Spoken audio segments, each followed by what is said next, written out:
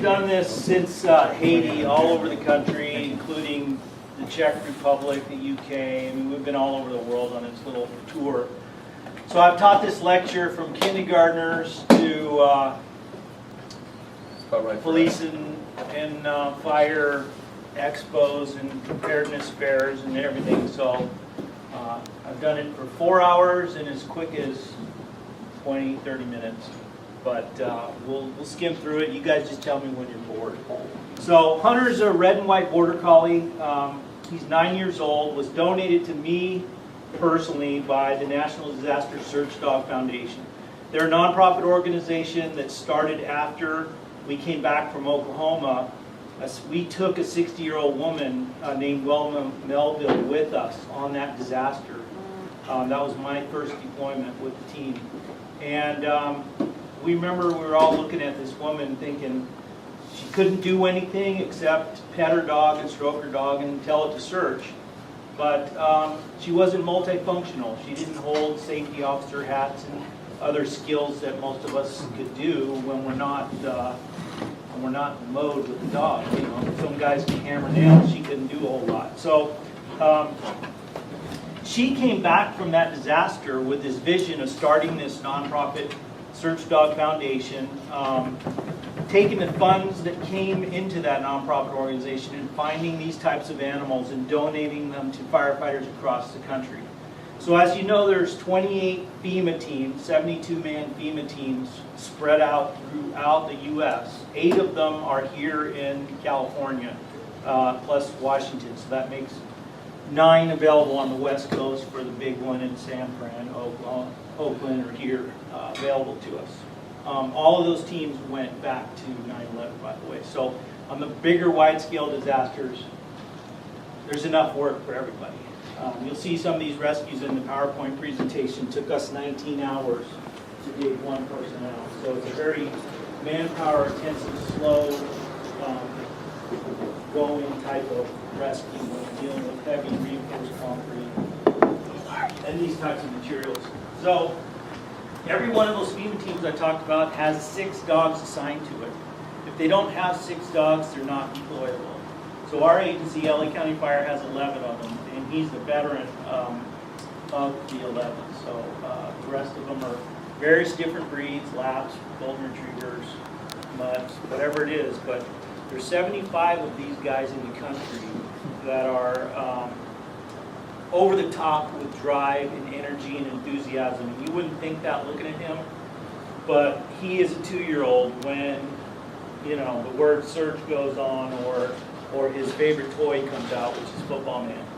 And yeah, sorry. Murph, that's your favorite. So Hunter was credited with 4 of the 11 finds that my team found in Haiti. We would have walked right past them along with thousands of others that were buried deep beneath 4 stories of rubble without his nose. So bottom line is, the way he's trained is when he smells live human scent, he barks, okay? And you wonder, well, how does he do that? Well, it's easy. It's hide and seek to him is all it is. Because when we train them, we'll give Bill his toy, Football Man, tell him to go hide in the woman's shitter. Sorry, am I on camera? The women's bathroom, the loo. And when we'll tell Bill, listen, when Hunter barks 5 times, I want you to come out and give him his toy and love him and jack him up and play tug with him. So Hunter will check the men's first, then he goes to the women's, and he'll bark. Out comes Bill. All the fun is between the human and the dog. I'm not even in the picture. In fact, I'll stay out of the way in the beginning of training because you want the dog driven to go find that guy because the toy comes from him. So in the European countries, and some of you guys, I mean, think back through your career, the PD, the handler rewards with the ball or the toy or whatever it is. Well, in this game, we don't want these dogs to think that way. We want them to go out there on that rubble pile the size of Costco and find someone, because when he does, the reward's coming from them. Otherwise, he would go up there, bark, and when I walk up on the pile to identify where he is, he's going to come running at me, and start barking at me to give them the toy. We see it in the European disasters. So we don't want that. We want victim loyalty, we call it. So in his fund. And then over months and months of training, we transition the toy away from Bill, and we say, Bill, go hide in the toilet without the toy. When he barks 5 times, come out, love him, do whatever. So the dog goes there and goes, I don't smell the toy, but I smell those millions of scent cells that always give me the toy, so I'm going to bark. And lo and behold, the transition. So every 3 years, we have to take a research test through FEMA to be deployable. So this is my team, California Task Force 2. LA City Fire Department, those other guys, are 1. And that really pisses me off. Because we were in the game before them, but somehow we outwon. So this is just a review of the earthquake. As you can remember, you know, it was a big one, centered in Port-au-Prince.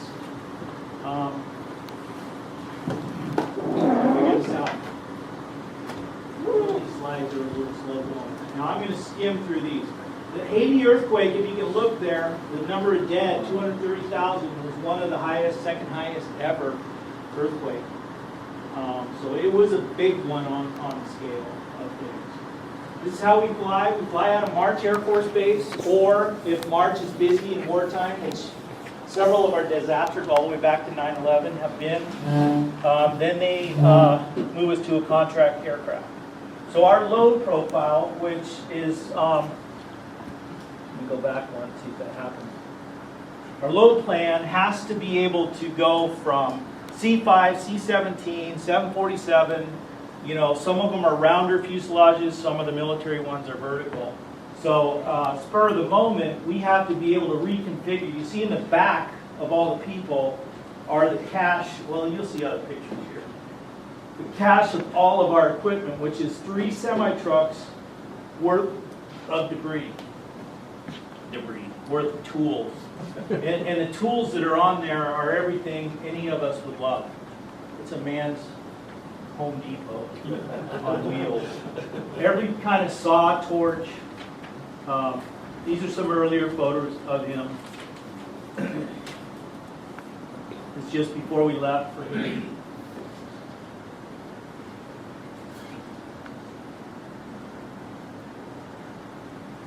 I need this thing just to go a little faster. This is us outside the embassy, not us. I take that back. That's a group of people. This is us. 6 dogs we took. Is he not a gorgeous dog? Yeah. What do they say about dogs and their owners? Thank you.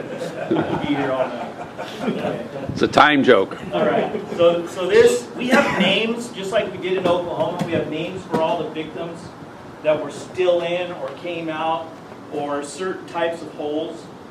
This is, and you'll hear me throughout the presentation, this is the singing lady. Her name was Jolene. She came out singing a prayer in French Creole language. And we sent her to a hospital in Miami where she had some digits attached, and she was reunited via satellite, TV similar to this, from her hospital room, and thanked us. About a month later. So this is us bringing her out. Now remember, Oklahoma, Katrina, 9/11, there were no survivors. I mean, we had not found anyone in any disaster we'd been on prior to Haiti. They were all dead or all, you know, what we call surface rescues, taken out by the Coast Guard or people prior to our arrival. So she was,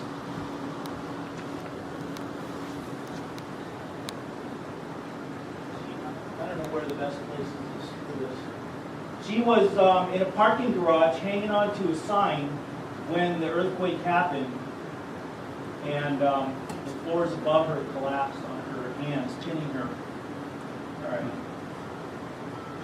This is our warehouse before we leave. We took 80 people, so as you can see, there's 80 radios there. Everybody gets issued before they leave, you know, a radio and a this and a that, and fresh batteries and all that stuff. So this is us in the early morning hours. All of our gear gets palletized on Air Force pallets, manifested in weight. Those yellow boxes are where all our equipment is. We take everything to be self-sustainable for 10 days and require nothing from the host country. We don't want to impact them in any way. They're going to be busy doing other things. So we bring food, water, shelter, oxygen, acetylene, gasoline, sleeping bags, everything enough for us to be self-sustained long enough for the U.S. or some other people to bring in aid. So this is what our cache looks like. 3 trucks worth of palletized gear. It has to be netted specifically a certain way and plastic wrapped per the Air Force. Everything has to be manifested, and this is us in our CHP escort headed out to March Air Force Base. We had an entourage of like 18 vehicles. So that's what it looks like. The dogs are in the middle here.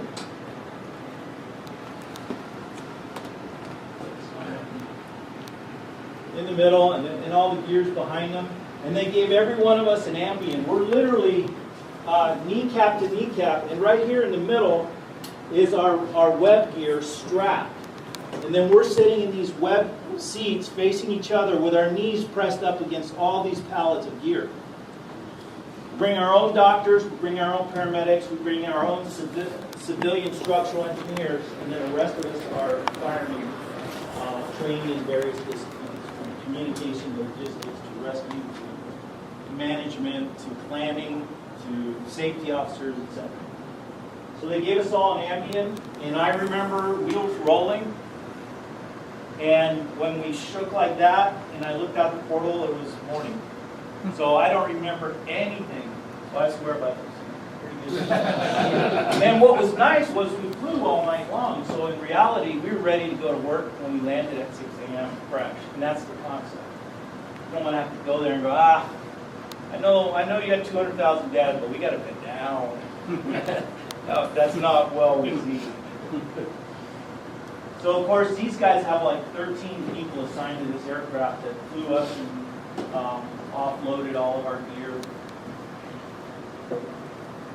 This is us in Haiti. And I'm going to skim through a lot of these pictures because you know what CNN showed you. All of these, there were hundreds of thousands of buildings that were never even searched. Like these on these hillsides, just pancake collapsed down. We didn't even search any of these remote areas. We were in downtown Port-au-Prince where there was, right here, hundreds of thousands of buildings and people trapped. So initially the recon team go out. So we were given the U.S. Embassy as our boo location, which was nice. They're like, see this nice piece of grass? It's the only grass in the entire country. It's yours. Virginia, Miami, Miami-Dade, New York, they were all on the tarmac at the airport for 16 days. We slept within the embassy on the lawn. Back here is palm trees and a pool, believe it or not, which we didn't use, but there was a 6.9 earthquake one morning, and there wasn't a crack in the stucco or one broken window, but all around us, things were on the ground. And when we were tooling up to head out that morning, and this thing, it was rocking and rolling. We could hear the buildings collapsing around us outside the embassy walls, and nothing happened here. And obviously, it's built by American building codes and reinforced with steel and grades concrete that they didn't have the luxury of having over there.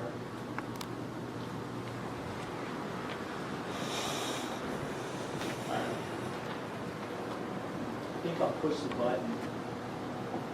Planning initially when we get there, just like you guys do on big disasters. Worst job there is. You're stuck in the plans trailer. Oh, what? It's a bad job. When you think about having to divide that entire city up and how to search it is a big operation. We sleep in 2-man tents with Western shelters. Pretty much what it looked like. The dogs slept outside in their crates. That's the laundromat. We went outside the embassy wall on day 16. We're almost ready to go home. Hey, it'd be cool to take a picture out front. grab the dog, let's go. We go outside through the freaking terror style thing, take our picture and all this shit, and we go back to go in. Passports, please. What? We just walked out. We got in a lot of trouble because we had nothing. Well, we just came out to take a picture. So this is what it looks like in the morning when we load up all the gear for the day. When we come home at the end of the day, the logistics guys, second worst job on the team, stays up all night, cleaning it, sharpening it, tooling it up, changing blades, putting new plugs in, getting it all ready for the morning when we head out again. In Haiti, they had no transportation for us, so we were literally on our own. We all carried $300 cash, and that's to literally buy the locals tow truck or a vehicle, or you're our driver, and we pay them cash, like 10 or 20 bucks a week kind of stuff. Insane thing, but this is how we drove around, and you'll see how our equipment, we were in box trucks. This was the best vehicle we had. We put 30 guys up there in all of our gear. So it was pretty crazy. Some streets you couldn't even go down. This is what's called a pancake collapse, where you look around the buildings around it and you wonder how come they didn't fall and others did, and it's mainly because of the construction design. The walls aren't tied to the ceilings or the floors, and when it shakes, they just fall straight down. This here was like a looting thing going on, which happened a lot. And towards the end, people would start to lie to us and say, hey, my family member's trapped in here, where all they wanted us to do was make a hole to where they could get in and get their stuff out. Or it might even not have been their home. So we had to screen or triage the potential victims pretty good. We all know what those are. This stuff literally sat because they had no way to disseminate it throughout the country. Rice, flour, MREs, it was sat. It was one of the big things that the United Nations in Innsbruck and Austin, Washington, hashed out after this was out. What good is it if all the medicine and relief is sitting in a warehouse? Just going to waste. Another pancake collapse there.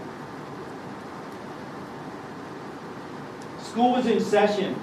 Everybody goes to school in Haiti from 10 years old to 30 years old. And 4 o'clock was when the earthquake happened, and they were all sitting in these desks. And if there was a floor above us, when we came in here and we could look and literally see 40 blood stains of where the bodies were crushed and pancaked on the floor above us. The fluids were just leaking through or saturating through the ceiling. But these desks, in many places, created survivable void spaces. And that's why now the new acronym is drop, cover, and hold. It used to be whatever it was, drop and cover. Now it's get under something and hold on to it, because if this ceiling falls, this table may create a survivable void space. Okay, yeah, this one will collapse and Mike will be dead under here, but somebody on that end might be alive. So that's what they're saying now versus running. We found many people in these void spaces that made it. So a little kid that came out, I forget his name. For some reason, these slides here take longer. I'm going to skip through that one. On days 14 or so, the French made this big deal. They found somebody, and of course, nothing had happened for 4 or 5 days. But the French wanted it to be big. So CNN, everybody's there covering it. And we're there helping them out. And out comes this guy looking like you or I. Not a scratch on him, nothing wrong, smelled good. And they claimed it as a big rescue to the country, when this guy that just crawled in there was probably looting, and they called it a rescue. That's not a story, I swear to God, I was there. So this is how it looks like. We tunneled down floor to floor to floor, through the ceiling, all the way to the bottom. We make the holes big enough to where we can get down in there and get someone out. And these guys literally are working within an 18-inch void space. Here's another great transportation, threw our gear in it.